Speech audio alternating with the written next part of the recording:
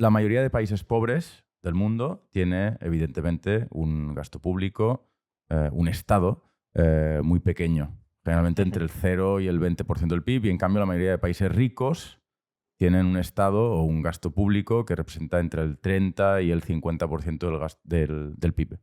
Lo cual parece paradójico o, en fin, Ujú. parece significar que el desarrollo o el crecimiento del Estado, entendido como gasto público, genera riqueza o, como mínimo, va de la mano de la generación de riqueza. ¿Cómo, desde una perspectiva liberal o de esta ortodoxia neoclásica que estabas Ujú. intentando desarrollar, se puede entender esta correlación entre gasto público y riqueza de las naciones? Vale, lo primero es tener presente que todos, todas las sociedades ricas y desarrolladas a día de hoy empezaron con estados muy pequeños. Eh, en el siglo XIX, probablemente el estado más grande de Occidente era el inglés y su gasto público rondaba el 10% del PIB. Ahora, como has dicho, pues lo habitual es que estén entre el 30 y el 50 o incluso algunos estados el 60%, ¿no? Francia roza el 60% su gasto público roza el 60% del PIB. Y en el siglo XIX, pues otros estados, como Estados Unidos o incluso los países nórdicos, que hoy en día tienen estados tan grandes, pues tenían estados que pesaban menos del 5% del PIB. Y nada de eso les impidió desarrollarse. Al contrario, la revolución industrial y todo el desarrollo posterior, al menos hasta la Segunda Guerra Mundial, vino de la mano de estados más bien pequeños o modestos. Es verdad que a día de hoy, si hacemos una fotografía, pues nos encontraremos con que los estados pobres o las sociedades pobres tienen estados pequeños y las sociedades ricas, al menos muchas de ellas, tienen estados grandes. No todas. De hecho, algunos de los países más ricos del mundo tienen estados pequeños, por ejemplo, Singapur, pero también Taiwán, hasta cierto punto Suiza, aunque es verdad que Suiza está más cerca del 30% que del 20 o del 15, pero bueno, desde luego no Mm. está en el 40 ni está en el 50 ni tiene ninguna trayectoria de llegar a él. Eh, entonces, ¿por qué los países pobres tienen estados pequeños y los países grandes, perdón, y los países ricos tienen estados grandes en general? Bueno, yo creo que aquí es esencial entender lo que podríamos llamar capacidad estatal, ¿no? La capacidad estatal es la eficacia de un Estado para conseguir sus fines, sus objetivos. Entonces, los países ricos es verdad que tienen estados y han tenido estados, incluso cuando estos eran pequeños, porque es importante no equiparar capacidad estatal con Estado grande.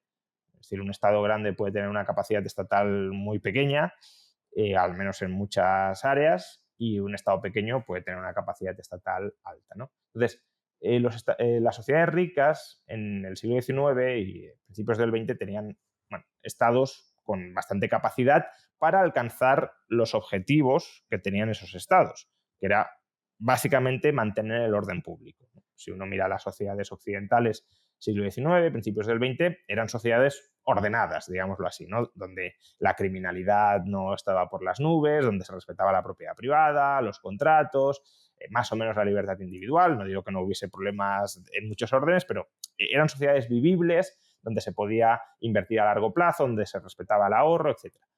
Eh, esa capacidad estatal para proporcionar una infraestructura jurídica básica para mantener el orden público es una capacidad estatal que está ausente en muchos países pobres. Es decir, en muchos países pobres el Estado es incapaz de mantener el orden público, es más, a lo que se enfrenta es a otros grupúsculos sociales que intentan conquistar el poder frente al Estado y muchas veces se viven en estados de semiguerra civil, ¿no? O al menos de inestabilidad social muy grande, en el sentido de que, bueno, los individuos dentro de esas sociedades no pueden planificar realmente a largo plazo, la propiedad privada está bastante cuestionada o socavada, salvo quizá para ciertos grupos privilegiados, pero para el conjunto de los ciudadanos, desde luego, no hay lo que hoy llamaríamos instituciones inclusivas, es decir, no tienen acceso fácil a propiedad privada formal, a tribunales que funcionan a la hora de garantizar el cumplimiento de los contratos. Entonces, un Estado que no tiene capacidad, o sea, que no es capaz de mantener el orden público, es un Estado que tampoco tiene mucha capacidad probablemente para acaparar muchos recursos de la propia sociedad, ¿no? Porque, por ejemplo, tendrá un sistema burocrático bastante subdesarrollado en términos de recaudación fiscal. Pensemos que las sociedades pobres son sociedades donde gran parte de la economía es casi economía de autosubsistencia y por tanto tampoco es sencillo cobrar impuestos. Si tú tienes, pongamos, una vaca, bueno, ¿cómo le cobras un impuesto sobre la vaca, no? O sea, si la vendieras, sí, dirías, oye, la has vendido, pues del precio un 10%, un 20% para mí, pero si tú tienes una vaca y te alimentas con la vaca, el flujo de renta que tienes ahí es la leche que produce la vaca, pero no es un flujo de renta que esté siendo monetizado y que el Estado pueda meter la cuchara, ¿no?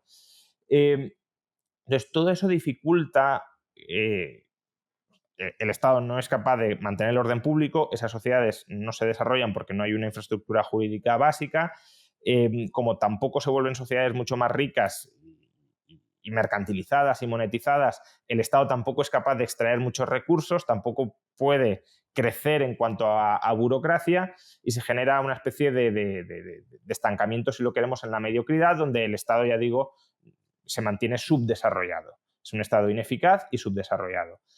En cambio, en los países, las sociedades ricas, el Estado sí era capaz, o sí fue capaz en un principio de alcanzar sus objetivos de mantenimiento del orden público. Eso permite el florecimiento económico de esas sociedades.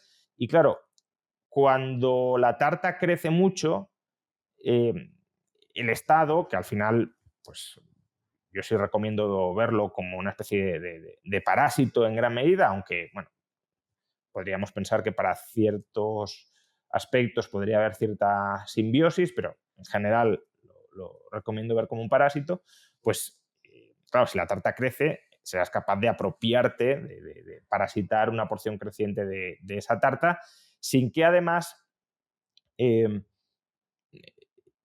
esa carga fiscal creciente tenga un impacto al menos muy brutal sobre el crecimiento económico. Porque, de nuevo, si volvemos al ejemplo de la vaca, ya no es solo que sea difícil cobrar impuestos, porque si el propietario de la vaca no tiene ni dinero porque no lo necesita, o sea, pura economía de autosubsistencia, ya digo, es complicado cobrarle impuestos, pero aunque quisieras cobrarle impuestos y decirle, oye, media vaca es mía, claro, si tú, no sé, cortaras la vaca por la mitad o lo que sea, le estás destruyendo toda la riqueza que tiene ese señor. En cambio, en nuestras sociedades, como hasta cierto punto las necesidades básicas ya están más que garantizadas, generamos excedentes de ahorro, una parte de ese ahorro lo invertimos y otra parte se lo apropia el Estado vía impuestos, pero eso sigue quedando, digamos, cierto margen para ahorrar, invertir, acumular capital y por tanto seguir creciendo. Y el Estado, pues, bueno, se va quedando con una porción creciente, pero si lo queremos de aquello que nos sobra o de aquello que nos es hasta cierto punto superfluo, una vez cubiertas nuestras necesidades y nuestra inversión más perentoria, ¿no? Entonces, esto es como decir, los ricos tienen coches carísimos. Para ser rico hay que comprarse un coche carísimo. No. Estaríamos razonando de manera errónea. Si alguien es rico, se puede comprar un coche caro. Si te compras un coche caro, no vas a ser rico. Pues con los países ricos o las sociedades ricas y los estados, tres cuartos de lo mismo. Una sociedad rica se puede permitir un estado grande. Tratar de imponer un estado grande a una sociedad pobre no la va a volver rica. Es más, en las sociedades pobres el Estado normalmente estará canino de recursos y tampoco podrá crecer mucho porque no tendrá ni siquiera medios para fiscalizar a esas sociedades y para cobrar muchísimos impuestos.